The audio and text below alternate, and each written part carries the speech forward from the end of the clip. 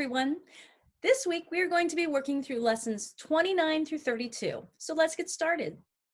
This week you're going to need your lessons manual, the student worksheets, the math card games manual and the games card, the abacus, the colored tiles, and for lesson 30 you're going to need either a colored pencil or a marker. This week we are continuing work on multiplication. So let's go ahead and turn to lesson 29. This lesson will review multiplication by working on area, but it will also review perimeter and provide an introduction to squares and exponents.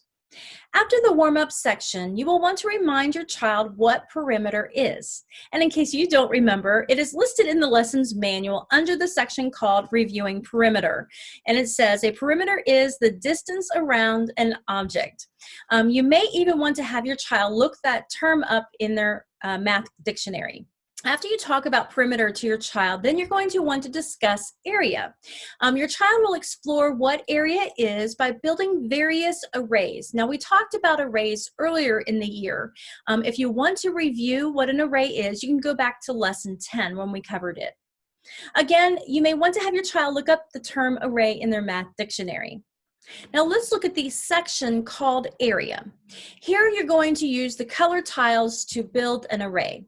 Now each square tile is 1 square inch. So here is one tile and each of these sides is a square, is an inch. So let me demonstrate to you how to build the array and how to calculate perimeter and area. So here we have the 6x4 array that your child is going to be building in lesson 29. Notice we have 6 tiles in each row, and there are 4 rows. Now your child is going to calculate what the perimeter is and what the area is for this particular array. Now remember what perimeter is. Perimeter means measurement around. So, and we've also discussed that the tile is 1 inch, each tile is 1 inch.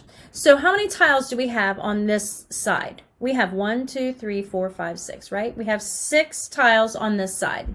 So 6 by, how many tiles do we have here? 4. And up here we have another 6.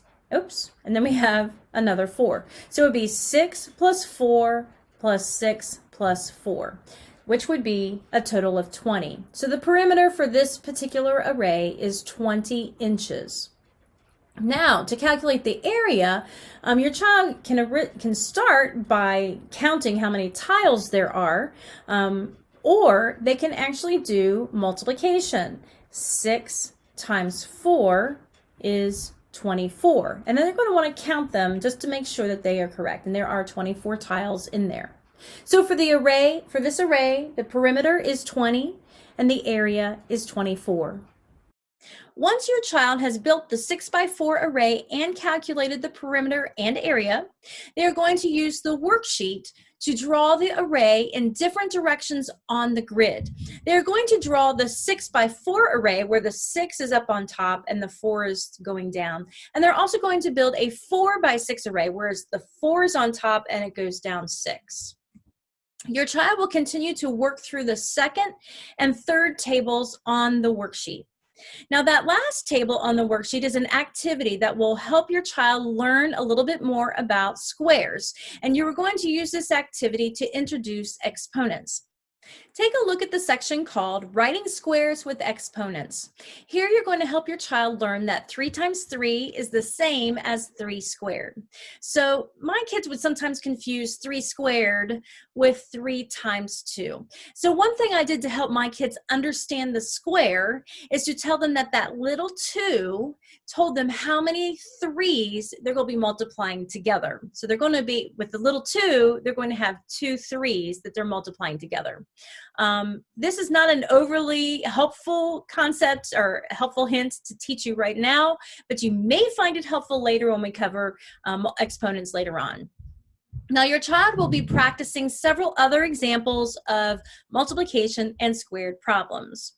The math card game for lesson 29 is Square Memory, and there is no blog for this one, but it is a simple memory game that uses the basic number cards 1 through 10, and it will also use the square numbers from the multiplication envelopes. So you're going to have to go back in all of those envelopes and pull out the square for each of those multiples. Let's turn to lesson 30. If you have a lesson manual that was printed 2015 or before, there was a correction listed for this lesson. So you may want to go back on our corrections page and make sure that your lesson has that correction made. In this lesson, you will need a colored pencil or a marker. Your child will review the even and the odd numbers using both sides of the abacus, the front side and the inside too. The activities on the first page are really straightforward. So let's take a look at the top of the second page of the lesson.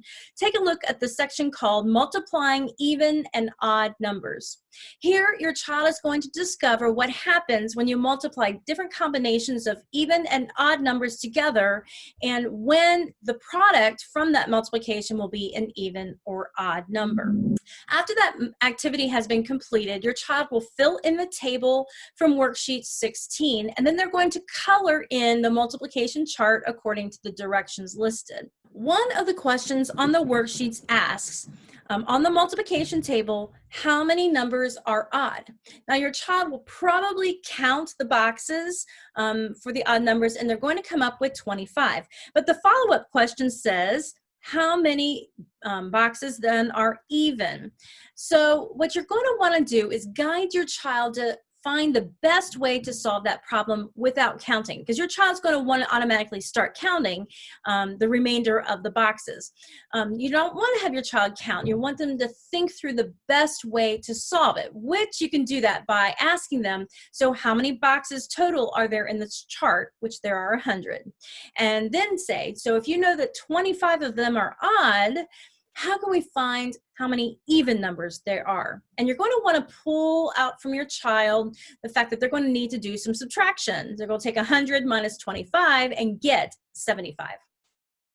There is not a math card game for this lesson, so you're going to want to pick a game for them to play. Let's go ahead and turn to lesson 31. The first page of this lesson, your child is going to be looking at worksheet 17 and comparing the addition table and the multiplication table, and you're just going to be asking questions to help them see the difference. On the second page of the lesson, your child will be reviewing squares and working on near squares by using the abacus. You're going to start by showing them the square number of 5 times 5 on the abacus, and then rework those beads to show the near square of 4 times 6. Let me show you how that's going to work. So here is the squares and near squares activity for lesson 31. I'm going to do the first activity for squares and near squares, comparing the 5 times 5 and the 4 times 6. So the first thing your child is going to do is put 5 times 5 on the abacus. And we know that 5 times 5 is 25. But we're going to want to show a comparison. What do we do to this number to get to the 6 times 4? Well, we are going to need to take away 4 beads here, because we're going to need to make this a 6 by 4 array. So we're going to add 4 and take 4 away. On your mark, get set, trade. Now we're almost at the 6 times 4 array. We just have one too many beads up there on top. So we find out that the 6 by 4 array is one more than the 5 by 5 array. So our equation will be 5 times 5 equals, or is the same as, 4 times 6 plus the 1. Once your child has worked through those activities, they will work through the rest of worksheet 17. Have them work on that worksheet independently if possible. The game for lesson 31 is multi-fun game, and this is a fun game, just like the name says, but it does take up a large space, so you're going to want to play this game sitting on the floor. Now, we do not have a blog for this game.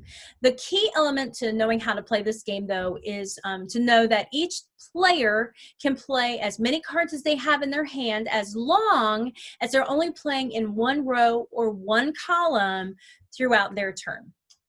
If you have any questions about the game, just let us know. Go ahead and turn to lesson 32.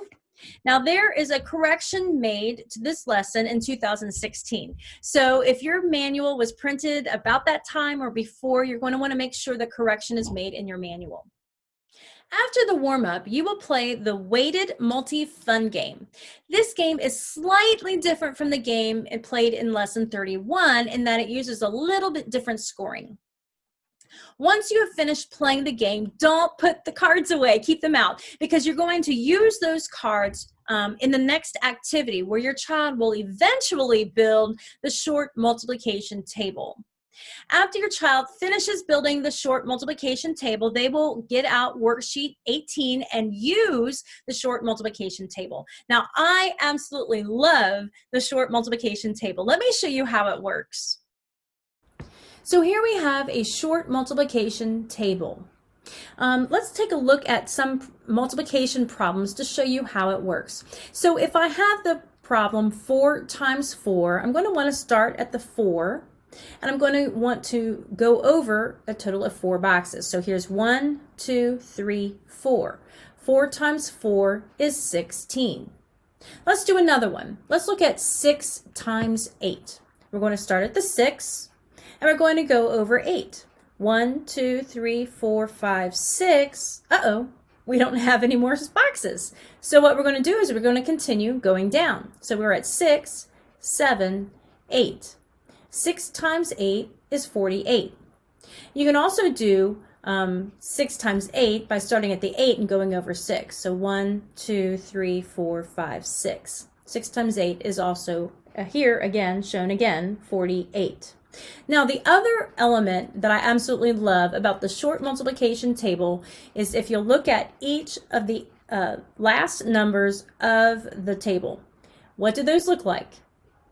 Yep, those are squares. So by having your child work on the short multiplication table, they are already getting familiar with all of the squares. Your child will then finish worksheet 18, and the answers are listed in the lesson manual. Well, that's it for the week. As always, if you have any questions or concerns about a lesson, or if your child is struggling with something, give us a call or email us. We are here to help. Have a fabulous week. I look forward to seeing you next week when we go over lessons 33 through 36. Bye, everybody.